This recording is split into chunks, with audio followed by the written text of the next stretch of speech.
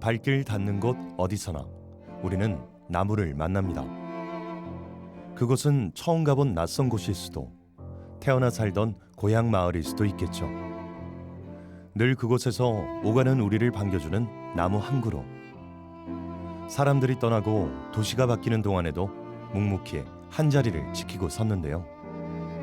수백 년 역사를 품은 고목 이야기, 함께 들어보시죠.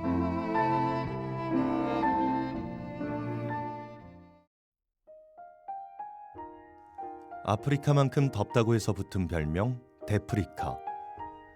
대구의 찜통 더위는 해마다 큰 화제가 되곤 하는데요.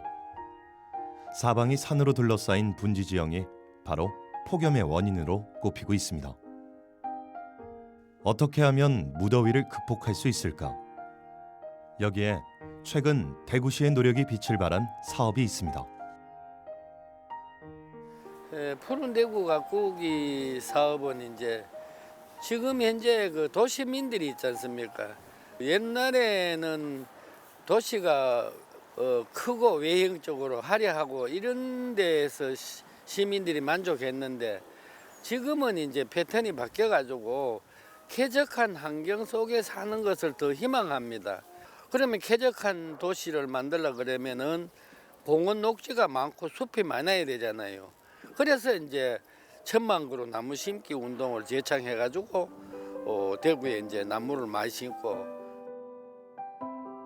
실제로 대구는 1996년부터 푸른 대구 가꾸기 사업을 실시해 지난 20여 년간 3,300만 그루 나무 심기와 옥상 녹화 사업, 그리고 전국 최초로 담장 허물기 운동 등을 선보였습니다. 이런 노력들 덕분에 현재 대구시의 도심 녹지율은 16%를 넘겼습니다. 지금 현재 시민들이 그 가장 고통스러워하는 것이 미세먼지 아닙니까, 그죠? 이런 점에서 도시에 나무를 많이 심어가지고 미세먼지를 흡착하고 공기를 맑게 하는 이런 것들이 상당히 매우 지금 현재 도시 정책에서 상당히 중요하게 여겨야 될 거 아닌가 이런 생각합니다. 그동안 무분별한 도시개발로 인해 수많은 숲들이 사라져갔는데요. 하지만 격동의 세월 속에서도 살아남은 오랜 나무들이 있습니다. 경상감영도시, 대구의 역사를 함께해온 터라 의미가 남다릅니다.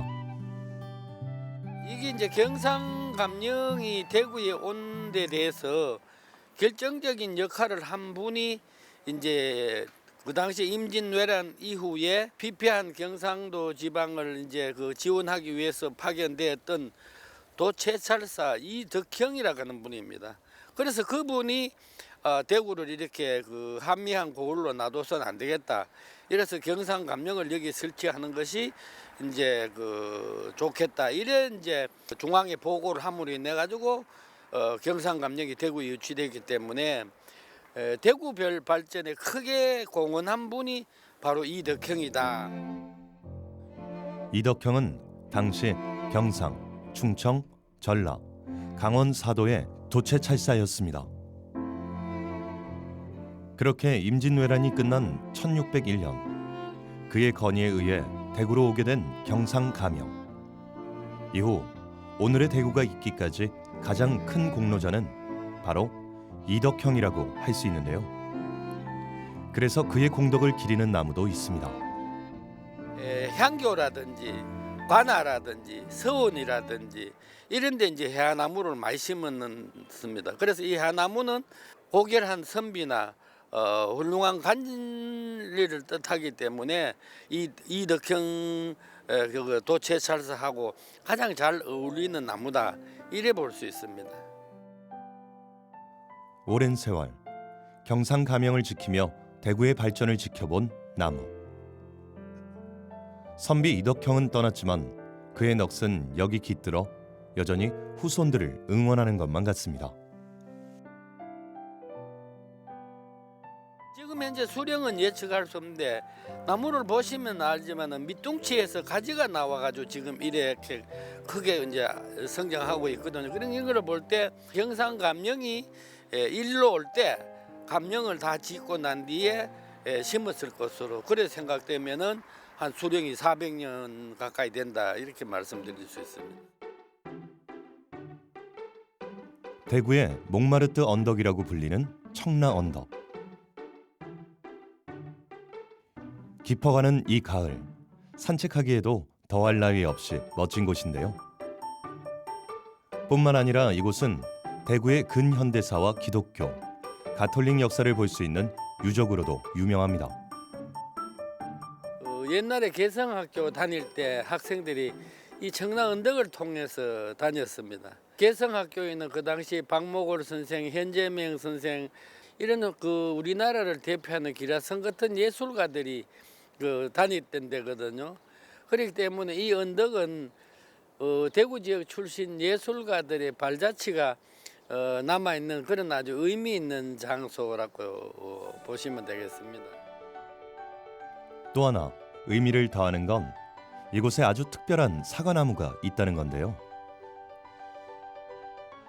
지금으로부터 한 세기 전 미국 미주리주에 있는 사과나무를 주문해 이곳에서 재배한 것이 우리나라 서양 사과나무의 효시가 됐다고 합니다.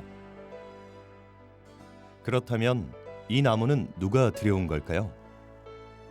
미국인 선교사 존슨하고 아담스락 하는 분이 1899년도 지금부터 한 100여 년 전이지 않습니까? 그때 서양 사과를 도입해가지고 보급한 것이 그 계기가 됐고, 그 다음에 그 사과나무에 그가 흔적이 없었는데 그 존슨 박사의 그 살던 집에서 그 씨앗이 떨어진 것이 발화된 것이 한 그루가 발견됐어요. 그래서 그 나무의 이세목, 존슨 박사가 처음 가졌던 나무의 이세목이 이제 여기 와서 심겨져 가지고 보호수로 지정됐는데 그 이세목도 이제 오래되니까 쇠퇴해가지고 죽었습니다. 그래서 그런데 그 죽기 전에 이세목에 그 접순을 채집해가지고 접을 붙여가지고 삼세목을 생산해가지고 심어놓은 것이 이 사나가나무가 되겠습니다. 그러니까 이 사과나무는 존슨 박사가 가져온 나무의 삼세목이란 것. 가을을 맞아 먹음직스러운 사과가 주렁주렁 매달렸는데요. 그런데 한눈에 봐도 씨알이 매우 작은 것을 알 수 있습니다. 이 존슨 박사가 사과나무를 가져가지고 보급할 때 접을 붙이지 않고 그 원래 있는 나무를 이제 보급했다 하거든요. 그래서 이게 감이 옳은 감이 되려고 하면 좋은 나무를 접을 붙여야 되듯이 사과도 그 대목에서 접을 붙여가지고 보급해야 되는데 접을 붙여가지고 보급하지 않았기 때문에 이 나무는 그 나무의 후손이기 때문에 지금 현재 일반 시중에 나와 있는 사과보다 훨씬 작게 적은 꽃사과 같은 것이 열리죠. 지금도 가을이면 풍성한 과실을 안겨주는 고귀한 생명체. 매년 이맘때면 청라 언덕을 향긋한 사과향으로 물들이는 주인공인데요. 이 사과나무는 존슨 박사가 초대 병원장으로 부임했던 동산의료원의 역사를 간직하며 대구를 사과도시로 만들었습니다. 대한민국에서 서양 사과가 최초로 도입된 것이 대구라 그러거든요. 그런 의미에서 대구를 부강한 도시로 만들고 사과의 고장으로서 명성을 날리게 한 나무의 정인이라 할 수 있습니다. 낙동강과 금호강이 합류하는 지점에 위치한 사문진. 원래 이곳은 대구 달성군과 경북 고령군을 연결하는 나루터였습니다. 최근 다양한 개발을 통해 낙동강 유역의 대표적인 문화관광지로 자리 잡으면서 사문진 나루터 역사에 대한 관심도 높아졌는데요. 신라 시대 때는 왕들이 찾아와서 이제 그 뱃놀이를 하는 아주 아름다운 곳이었고, 그 다음에 조선조에 와서는 국제무역항이었습니다. 부산에서 그 외국 물건들을 사가지고 와가지고 이 백길로 통해 가 낙동강 수운을 이용해 가지고 여기 와가지고 물건을 여기 저 창고에 보관해 놨다가 간에서 필요한 것은 쓰고 일반 백성들이 필요한 것은 파는 그런 외물고가 또 이 부근에 있었던 그런 국제무역항이었고, 그 다음에 조선조에 와서는 일제강점기에 임자 없는 나룻배라는 영화를 촬영했던 곳이고, 고전에는 또 우리나라 최초의 피아노가 선교사들이 이해 가지고 배에 실려 가지고 왔던 그런 아주 유서 깊은 곳입니다. 낙동강 물류의 요충지이자 대구로 통하는 관문이 되었던 사문진. 오랜 세월 이곳은 낙동강 백길의 중간 기착지 역할을 해왔습니다. 물자와 사람이 모이던 나루터다 보니 자연스레 장터도 형성됐는데요. 조선시대 때는 무역항이 대일본 무역항의 이제 전진기지였다 할 수도 있고, 그 다음에 그 후에는 이쪽에 달성군 사람하고 고령 사람들이 지은 농산물을 팔던 그 시골 장터이기도 하고, 그 다음에는 이제 일제강점기에 소금배, 어선 그런 그 물류들이 여기서 모여가지고 그 다음에 이제 서문시장이나 이런 데를 통해 가지고 대구 시민들한테 공급했던 이런 이제 상업 중심지였기도 했죠. 최근 사문진 나루터는 다시 태어나 사람들을 불러 모으고 있는데요. 그 주막촌 중심에 자리 잡은 나무 한 그루, 바로 팽나무인데요. 이는 사문진 나루터의 오랜 역사를 지켜본 산 증인이기도 합니다. 근데 백나무는 지금 이제 수령이 한 500년 됐다고 이제 기록되어 있으니까, 그러한 사문진에서 일어났던 많은 일들을 이제 기억하고 있는 그런 나무가 되겠습니다. 이 나무가 백나무를 보통 포구나무로 합니다. 강가나 바닷가 포구 쪽에서 이제 많이 이제 자라는 나무인데, 어쩌면은 그 임자 없는 나룻배의 그 나룻배를 백나무에 이제 맸던 그런 것도 우리가 상상해 볼 수 있는 그런 곳이기도 합니다. 강산이 수백 번 바뀌고도 남았을 그 세월. 무려 500년 동안 한자리를 지키며 생명을 이어온 팽나무. 가지 하나, 잎사귀 하나마다 얼마나 많은 이야기를 품고 있을지 감히 짐작조차 되지 않는데요. 예나 지금이나 사문진의 든든한 대들보가 되고 있지만, 그러나 최근 사라질 위기에 처한 적도 있었습니다. 근데 이 백나무는 원래 이제 그 4대강 보를 만들면서 없어질 위기에 처해 있었는데, 이 역사적인 그 사실을 기억하고 있는 이 나무라는 뜻에서 달성군이 보존해가지고 지금 저렇게 이 사문진 나루터의 숭문장처럼 서가지고 있다고 볼 수 있죠.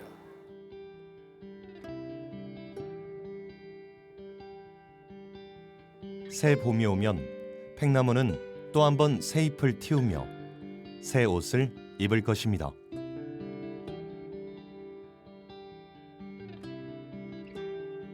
나지막한 산으로 둘러싸인 작은 마을. 대구 달성군에 위치한 이곳은 갈실마을입니다. 갈대가 많은 곳이기 때문에 이제 마을이라는 뜻에서 갈실마을이라고 했는데, 이 하만조시가 이게 이제 집성촌입니다. 마을 입구에 들어서면 특이한 돌 조형물이 눈길을 사로잡는데요. 하만조씨 며느리 부덕불로, 여기엔 아주 특별한 전설이 전해지고 있습니다. 어느 며느님이 하만조시 며느님이 있었어요. 이런데 이분이 이제 돌림병이 들어가지고 시어른도 돌아가시고 자기 남편도 돌아가시고 홀로 외롭게 지냈는데, 언젠간 이 마을에 큰 이제 그 가뭄이 들어가지고 사람들이 그 농사를 짓기가 어렵고 힘드니까 이분이 자기가 그 가보로 가지고 있던 은거울, 이걸 이제 그 성주 목사한테 가져가 가지고 이 돈을 이제 마련해 가지고 못을 좀 주민들 위해서 지어 주면 좋겠다. 이래 가지고 이제 목사가 이제 못을 짓기 시작해 가지고 못을 그 동민들하고 같이 이제 못을 만들었는데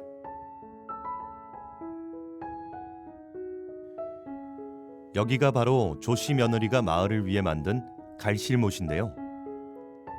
맑고 깨끗한 못은 마을의 자랑이 됐지만 하지만 여기엔 슬픈 사연도 숨어 있습니다. 그때 이제 마침 못을 다 만들고 그 땅을 파는데 큰 돌이 하나 나오더랍니다.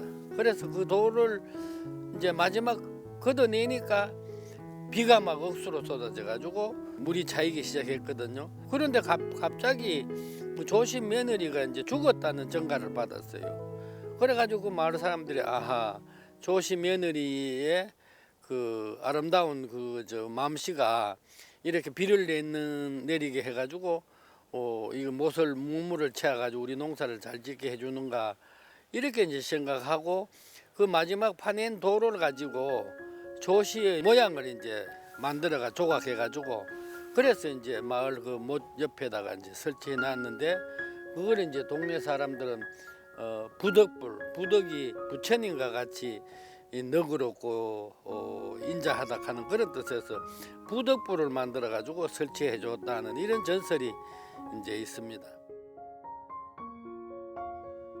조씨 며느리의 착한 심성 덕분일까?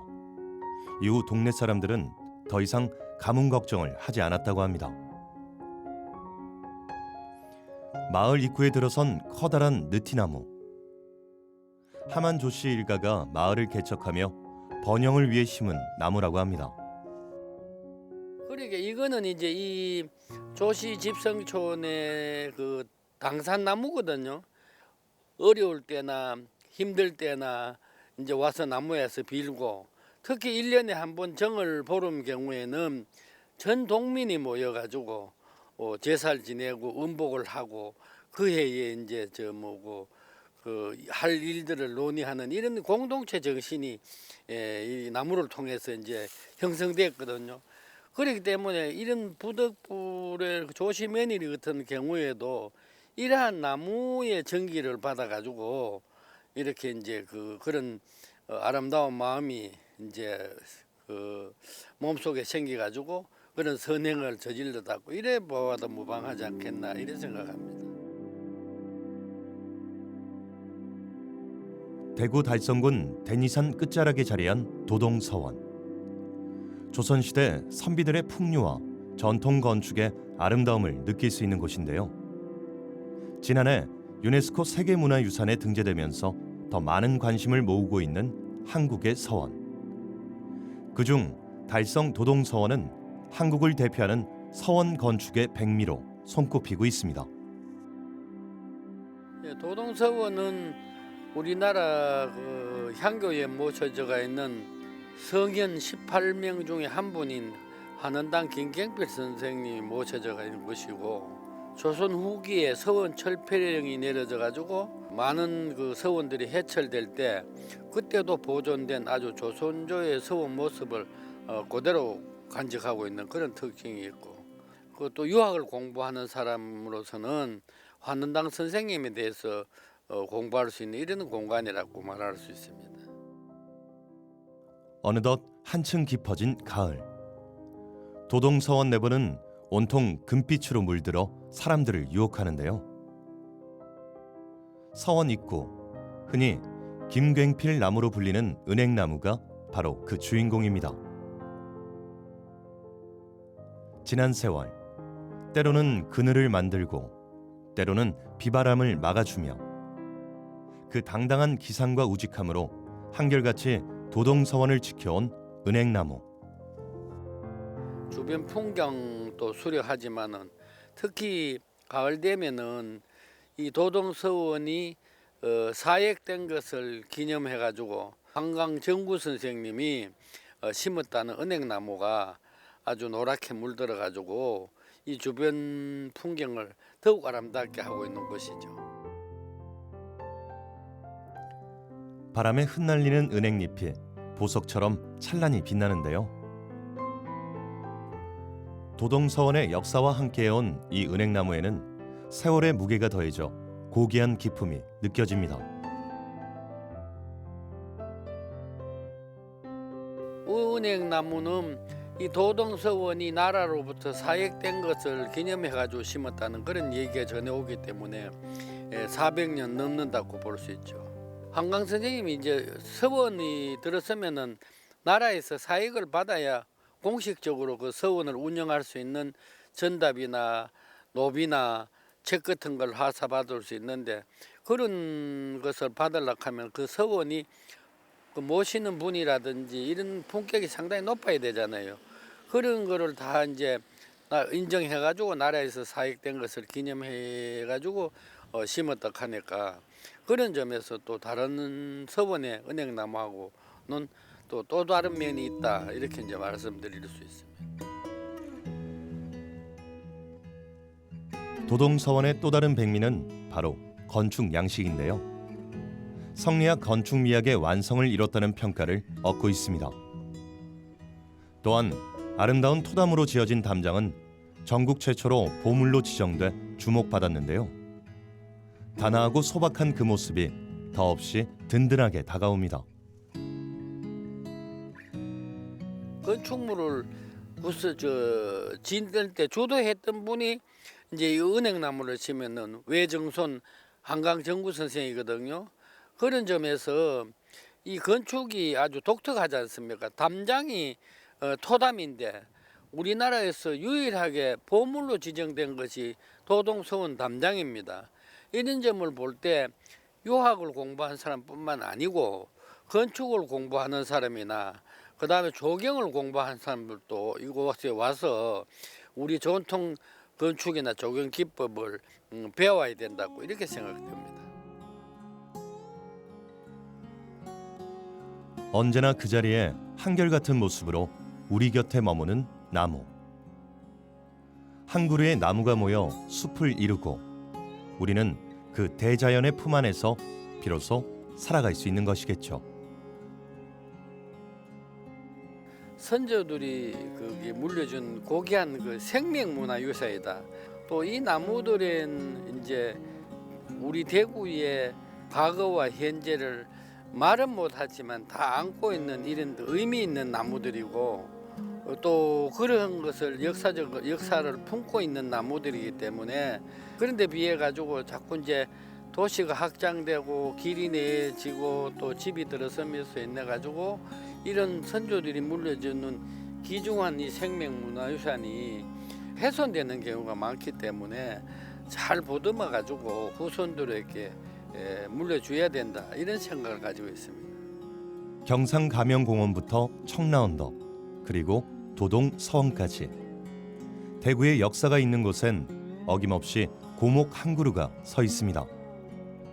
그 시대를 산 사람들은 떠났어도 나무는 수백 년이 흘러도 살아남아 이후에도 지금 우리들의 이야기를 후손들에게 생생히 들려줄 것입니다.